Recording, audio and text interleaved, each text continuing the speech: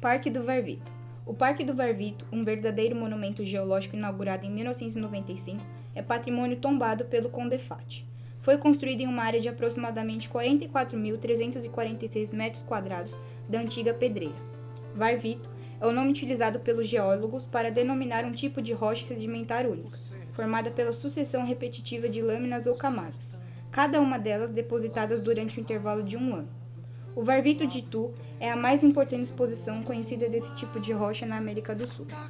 Em termos geológicos, o Varvito faz parte de um pacote de rochas sedimentares, que contém evidências de uma extensa idade glacial, há 280 milhões de anos, quando um enorme manto ou lençol de gelo cobriu a região sudeste da América do Sul. A laje ou ardósia de Itu foi bastante utilizada no calçamento e pavimentação das ruas e casas da cidade, fazendo parte da história do município. Rochas magmáticas. As rochas magmáticas são originadas pela solidificação do magma, material pastoso que recebe o nome de lava quando é expelido por vulcões. Tais rochas podem ser intrusivas ou plutônicas se formadas no interior da crosta terrestre, e extrusivas ou vulcânicas se formadas por meio de erupções vulcânicas na superfície. São exemplos de rochas ígneas, o granito e a pedra. Rochas metamórficas. As rochas metamórficas são originadas a partir da transformação de rochas magmáticas e sedimentares, provocada por variação de temperatura e pressão. Por tal motivo, as rochas metamórficas compreendem a maioria das rochas mais antigas do planeta. São exemplos de rochas metamórficas a ardósia, formada a partir do xisto, e o mármore, formado a partir do calcário. Rochas sedimentares. As rochas sedimentares são originadas a partir do acúmulo de detritos ou de partículas de outras rochas.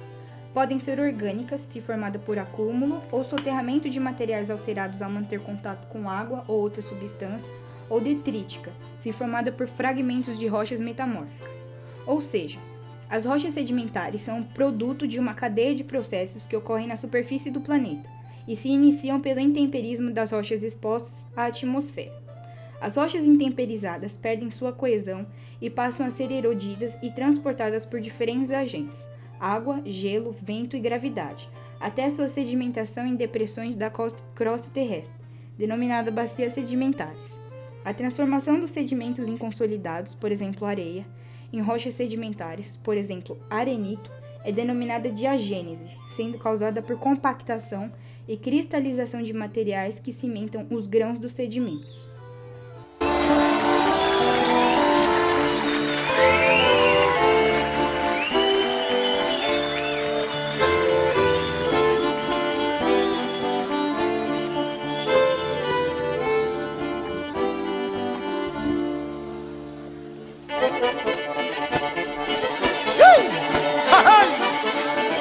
Chegou!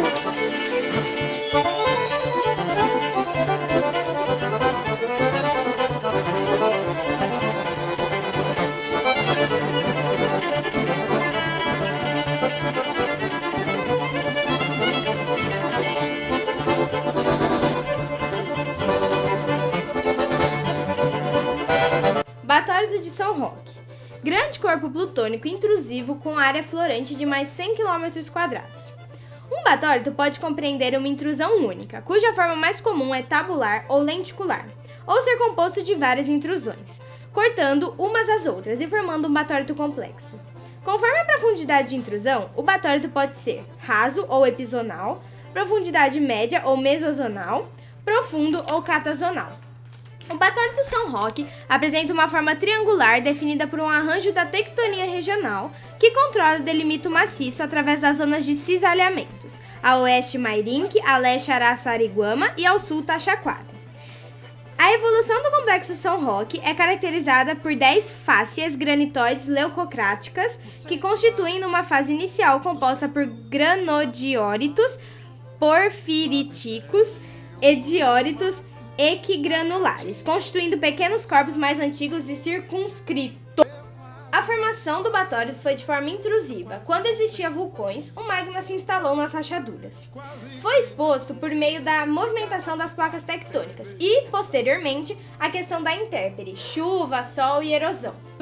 No caminho dos bandeirantes, o rio é estrada, apoio, alimentação e, por vezes, obstáculo. Entretanto, mesmo tendo que carregar pesadas embarcações por trechos longos, ainda era o melhor caminho. Em suas margens, os primeiros centros urbanos desenvolveram-se e serviram de Rio Tietê e sua história. A importância do Rio Tietê para o Brasil e, em particular, para São Paulo, mede-se pelo impacto da ocupação, povoamento e exploração econômica das áreas que o envolvem. O Rio Tietê tornou possível a realização das bandeiras e das monções, cujo ciclo se encerrou com a introdução de outros meios de locomoção. Essas expedições em direção ao interior do país terminaram por alargar e enriquecer os horizontes do território brasileiro. O Rio Tietê, com um leito de grande extensão e volume em comparação ao de outros rios que compõem as bacias hidrográficas do Sudeste, teve, paralelamente, a importância na ocupação do interior, papel também relevante no abastecimento de pescados para a cidade de São Paulo, época em que esteve integrado à vida dos cidadãos paulistanos, proporcionando em suas margens diversas atividades de lazer, como a prática de esportes, passeios e recreação.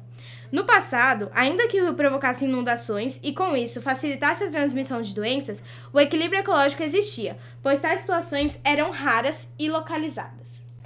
O Varvito é uma evidência da ocorrência da glaciação, da quarta glaciação para ser exata.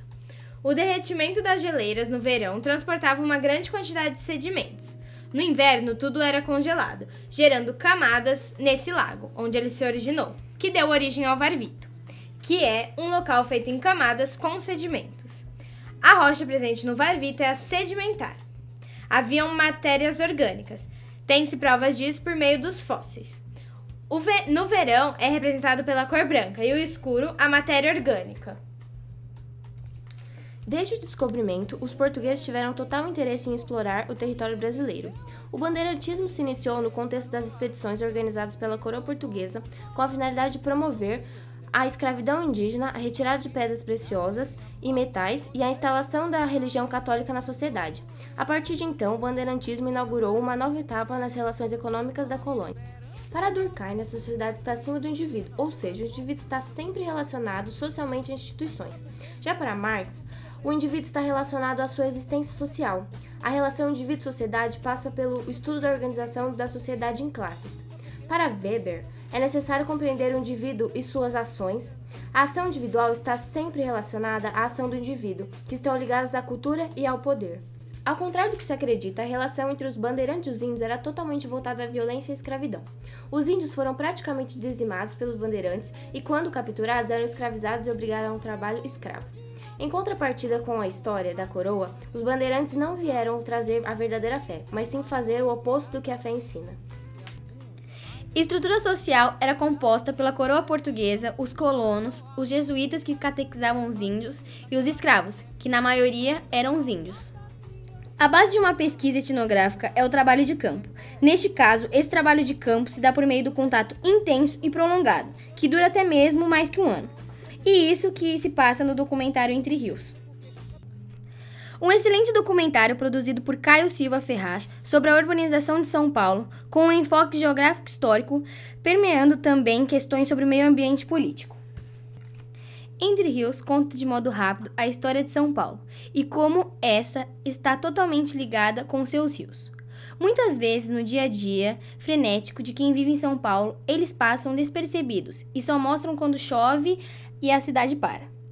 Mas não se sinta com vergonha se você não sabe onde encontram esses rios. A culpa não é sua.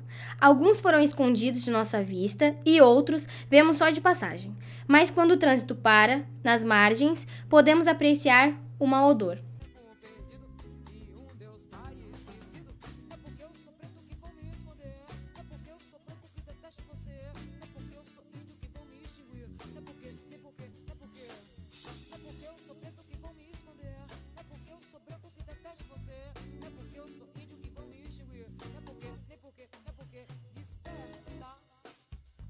Fatos sociais. Os fatos sociais são divididos em exterior, coercitivo, geral ou coletivo. Exterior é quando a criança absorve da família costumes, valores e crenças que não traz consigo nos genes. Coercitivo, o indivíduo é obrigado a seguir o comportamento do grupo. Geral ou coletivo, se repete na mesma sociedade e atinge todos os membros do grupo. Durkheim acreditava que os acontecimentos sociais, crime, desemprego e escola poderiam ser observados como coisas, objetos. As classes sociais. Para Emily Durkheim, o ser humano é coagido a seguir regras definidas em cada sociedade. O indivíduo é obrigado a seguir normas sociais que lhe são impostas. Para Karl Marx, numa sociedade capitalista, o acúmulo de bens materiais é valorizado e o bem-estar coletivo é secundário. A sociedade é heterogênea e constituída por classes sociais. Max Weber ficou mais voltado ao estudo das situações sociais concretas, a expressão do comportamento externo e a sociedade constitui um sistema de poder. A ação antrópica na região intensificou-se com as monções feitas pelos bandeirantes. As monções eram as expedições comerciais e científicas feitas pelos bandeirantes que buscavam enriquecimento rápido, como ouro e peles. Essas expedições foram de extrema importância para o descobrimento de novas terras no território brasileiro. A partir disso, o território foi se expandindo e intensificando o comércio e a agricultura, baseada no trabalho escravo indígena. Mito do bandeirantismo. Necessitava-se da criação de uma identidade nacional em relação à formação do território brasileiro. Criou-se então a figura lendária do bandeirante, que desbravava a mata e construía um país. Essa figura servia para unir os brasileiros em uma centralidade política. Hoje em dia já se reconheceu que os bandeirantes não foram esses heróis. Na verdade, estavam em busca de ouro e inclusive foram os primeiros a achar em Minas Gerais, sendo responsáveis por matar quem estivesse em seu caminho, principalmente os índios. Relação entre a visão positivista de Comte e Durkheim. Para Comte, somente o conhecimento científico é verdadeiro, sem verdades ligadas ao sobrenatural. Isso levou à definição dos estágios teológico, metafísico e positivo. Como no metafísico o ser humano procura explicar as coisas através de fenômenos naturais, Durkheim mostra que o sistema positivista é o auge da humanidade e que os indivíduos não fazem história. Ou seja, tudo o que ocorre não é nada mais nada menos do que razão dos efeitos causados pela própria humanidade, onde se pode ter uma resposta natural, como explica um dos estágios de Comte.